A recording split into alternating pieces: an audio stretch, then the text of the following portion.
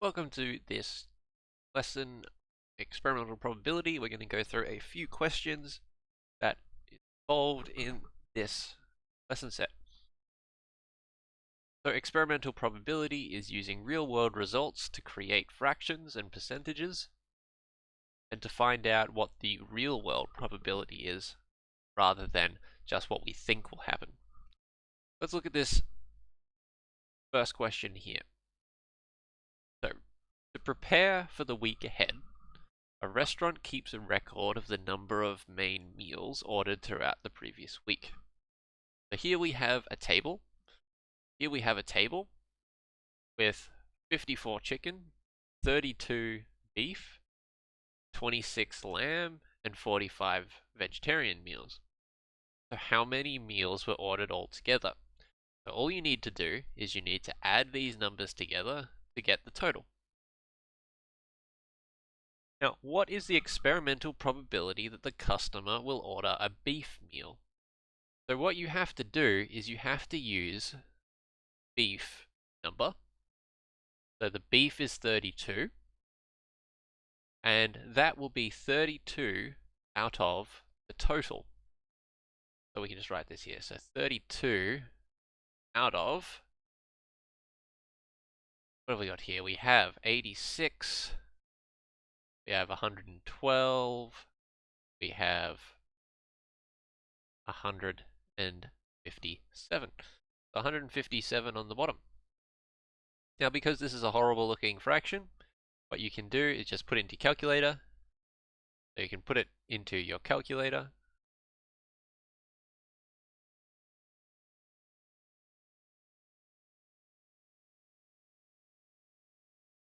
And then you can get the decimal. All right, so decimal, you can then multiply by 100, and you can get a percent. So 32 divided by 157 is 0.2038. So 0.2038. Now, as I said, we just use decimal times by 100%, and that equals 20.38%. Now, the question asks, what is the experimental probability? Give your answer as a percentage rounded to the nearest whole percentage. So we want the whole number, not the decimal. So what I like to do when I'm rounding, I draw a line after the thing that we need. So we want the whole number. So I draw a line here. We have a 3, and a 3 rounds down, so we don't change anything. So the answer will just be 20%.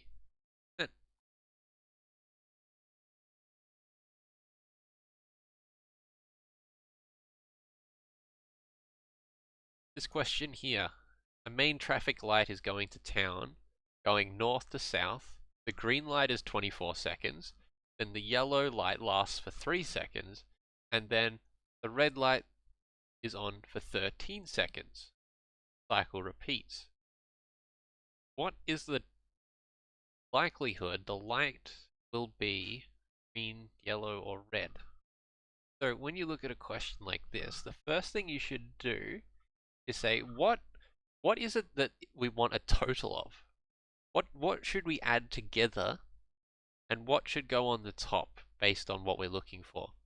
Well, we're after green. So you can see that green is here for 24 seconds. So that must mean that this number goes on the top. We've only got 3 numbers here that we can add together to make a total, so you would add those numbers together to get the number on the bottom. And then just like what we did before with our beef question, you need to write the likelihood that it will be green, yellow, or red. And you'll have to do this in a fraction.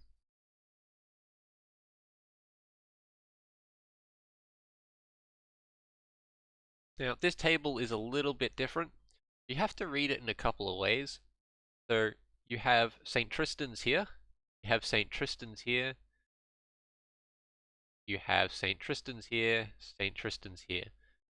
So one thing you might want to do is you might just like to make a list. So Trinians. You could just write wins and losses. So how many did they win? They won 1 game. They won 2 games. How many did they lose? They lost that one there, lost 1, and they lost this one here. So they won 2 and lost 2. You can then do this for all of the others, and then you can find out what the experimental probability is that Ackley Bridge wins one of their matches. Well, we've got St. Trinians here, so the chances that St. Trinians will win would be 2 out of 2 here, and they played 4 games in total, which is just equal to a half. That's how to go about that question. That question is a bit tricky.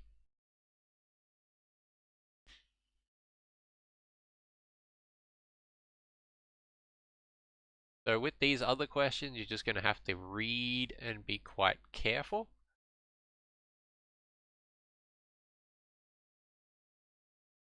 This last one is a little bit different. So a factory produces tablets, all right? So they're making tablets. They make 8,000 tablets. So they make 8,000 in total. 240 were faulty.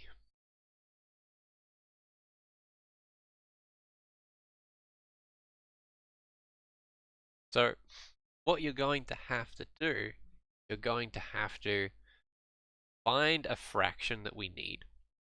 So we have 240, we have 8,000. So the chances that a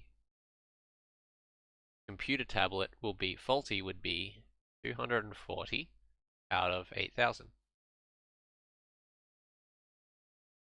Now, the factory plans to produce 9,000 tablets in April.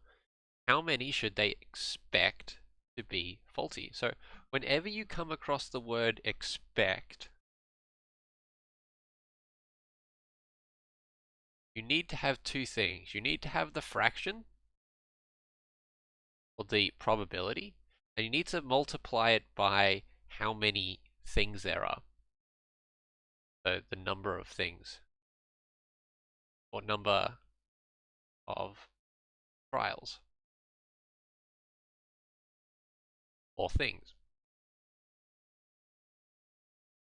So we have a fraction,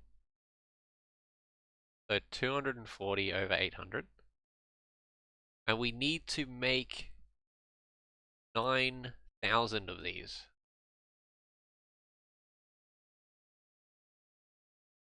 And this, if you put that into a calculator, will tell you how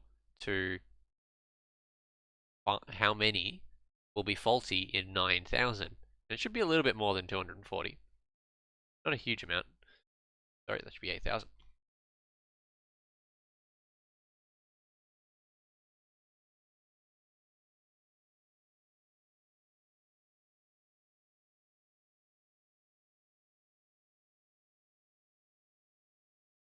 Right, let's maybe scroll up.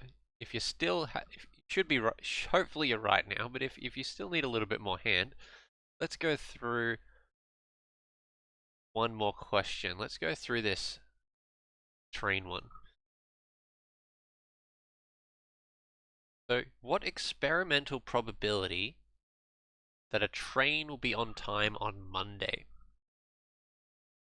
So, we need to look at Monday. So, what was the total number of trains on Monday? We can read that here, it's 29. So we want if it'll be on time. So there's 22 trains on time. But 22 on 29 would be your fraction. You can then put it into your calculator, get the decimal, then times it by 100, and you'll get your percentage. Now this question here, what was the highest experimental probability that a train is on time out of each of the days? Now that is a bit of a mouthful. So what you need to do for this problem is you need to work out just like what you did in the first one, but you need to do it for each one. So the chances of a train being on time on Monday was 22 out of 29. The chances of it being on time on a Tuesday would be 23 out of 24. Chances of it being on time on a Wednesday would be 19 out of 21. So what you need to do is you then need to make these into a decimal, then into a percentage. So put that into calculator, get your decimal, times by 100, and you get your percentage. You need to find the highest percentage out of all of these different days. And then what is the experimental probability of a train arriving on time across the entire week? So that's all the data there. So you'll need to find the total number of trains for the week and the total number of trains on time for the week, and then make a fraction out of that. Alright, hopefully that helps. If you need any more help, let me know. Good luck with the questions, and I'll see you soon in the next one.